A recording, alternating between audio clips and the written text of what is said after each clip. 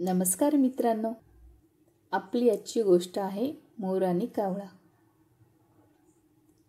एकीकाळी एका जंगलात एक कावळा राहत होता। तो खूप आनंदी समाधानी जीवन जगत होता।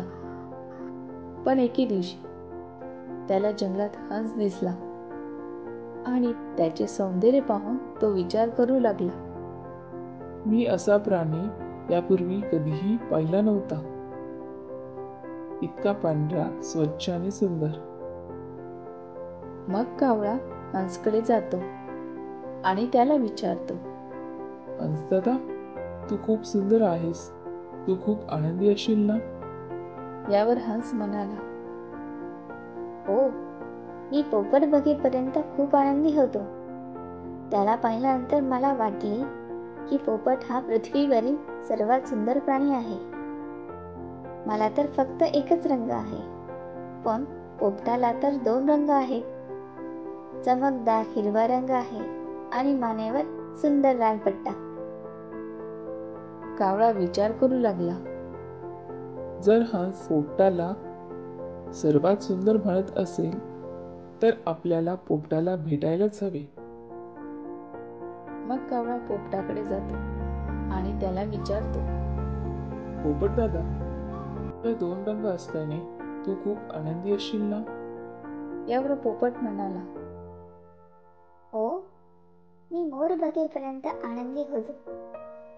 मला तर फक्त 2च रंग आहे, पण मोराला तर अनेक रंग आहेत।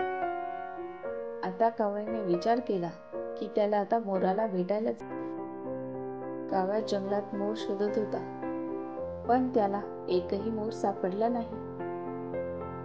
तो शोधत राहिला आणि एका प्राणी संग्रहालयात पोहोचला।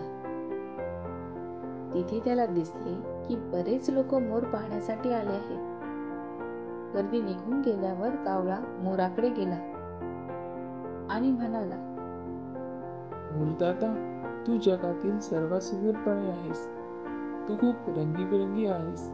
लोक फक्त तुला पाहण्यासाठी येथे आले होते, तू त्याचा खूप आनंद घेत असशील ना? हे ऐकून मोर दुःखी झाला। या सौंदर्यामुळे मला या प्राणी संग्रहालयात बंदिवान ठेवण्यात आले आहे। प्राणी संग्रहालयात कोणीही तुला बंदिवान ठेवत नाही। तू जिथे हवे तिथे तू फिरू शकतोस। म्हणूनच तू जगातील सर्वात सुंदर आणि आनंदी प्राणी असायलाच हवा, कारण तू मुक्त आहेस। कावळ्याला समजले त्याच्याकडे जे आहे ते अधिक महत्त्वाचे आहे। तात्पर्य: स्वतःची तुलना कधीही दुसऱ्यांशी करू नका। तुम्ही जे आहात आणि तुमच्याकडे जे आहे त्यात आनंदी राहा। हॅलो छोट्या दोस्तांनो, आवडली ना मग आजची गोष्ट? तर अशाच नवनवीन गोष्टींसाठी चॅनलला लाईक करा, शेअर करा आणि हां, सबस्क्राईब करायला विसरू नका। Bye bye.